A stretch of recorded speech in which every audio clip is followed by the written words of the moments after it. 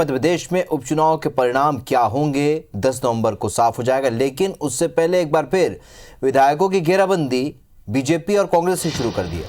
BJP अपने एक विधायकों से लगातार संपर्क साधे हुए है और दूसरे नेताओं के जरिए विधायकों की निगरानी रखी जा रही है। जरूरत पड़ने पर पिछली बार की तरह बीजेपी अपने विधायकों को होटल में भी शिफ्ट कर सकती है। वहीं कांग्रेस ने परिणाम वाले दिन अपने सभी विधायकों को भोपाल में रहने के निर्देश दिए हैं। इसके साथ ही 11 नवंबर को विधायक दल की बैठक भी बुलाई गई, लेकिन कांग्रेस सूत्रों के अनुसार अगर कांग्रेस की सरकार बनने के आसार नजर आते हैं तो कांग्रेस अपने विधायकों को विधायक दल की बैठक के बाद राजस्थान या फिर छत्तीसगढ़ शिफ्ट कर सकती है। यानी दोनों सियासी दलों को अपने अपने विधायकों के टूटने का डर है। एग्जिट पोल के नतीजे जो आए हैं ये अपेक्षित थे। उन सारे क्षेत्रों की जनता ने देखा है कि सरकार ने, कमलनाथ की सरकार ने क्या किया था, और 5-6 महीने के अंदर जो भाजपा की सरकार ने शिवराज सिंह चौहान के नेतृत्व में काम किया है, इस पर विश्वास जनता ने जताया है। उपचुनावों में मध्य प्रदेश के मतदाताओं ने 28 सीटों में खुलकर सच्चाई का साथ दिया है और भारतीय जनता पार्टी को ये एहसास हो रहा है कि वह चुनाव बुरी तरह हारने वाले हैं। चर्चा हुई है, कई विधायकों और स्वतंत्र विधायकों ने मुझे सूचना दी है कि किस प्रकार से उन्हें विभिन्न प्रकार के प्रलोभन दिए जा रहे हैं कि सौदा हो जाए और फिर से बोली बोल के अपनी संख्या बनाएं।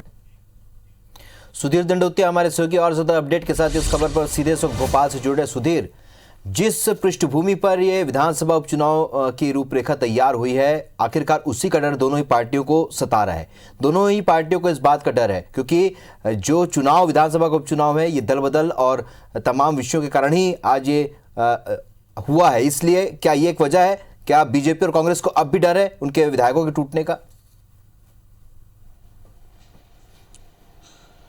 देखिए, बिल्कुल एग्जिट पोल के अनुमान कुछ भी बताएं, पर लेकिन कहीं ना कहीं जिस तरीके से चुनाव परिणाम को लेकर दावा कांग्रेस बीजेपी की ओर से किया जा रहा है, दोनों ही दल अपनी अपनी सरकार बनाने का दावा इस उपचुनाव के बाद से कर रहे हैं। ऐसे में एक एक विधायक जो है उस पर निगरानी रखी जा रही है। बात करें तो मध्य प्रदेश के अंदर जिस तरीके से सरकार बनाने और बिगाड़ने का खेल मार्च के महीने में शुरू हुआ था और जिस तरीके से विधायकों की घेराबंदी की गई थी, लगभग उसी तर्ज पर तैयारी कांग्रेस और बीजेपी ने की है।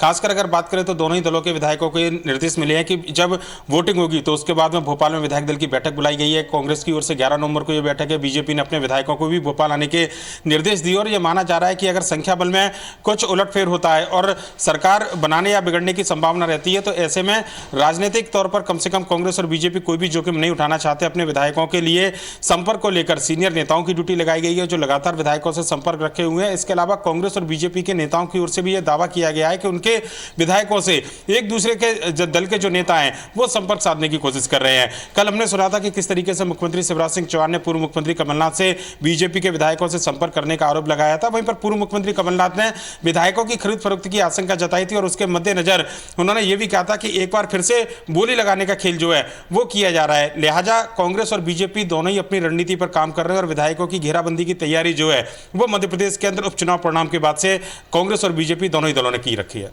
चलिए, तो कुल मिलाकर दोनों ही दलों को इस बात की चिंता है और दोनों ही दलों ने अपने तरीके से अपने अपने विधायकों की घेराबंदी शुरू कर दी। इस चर्चा के लिए आपका बहुत बहुत शुक्रिया सुधीर।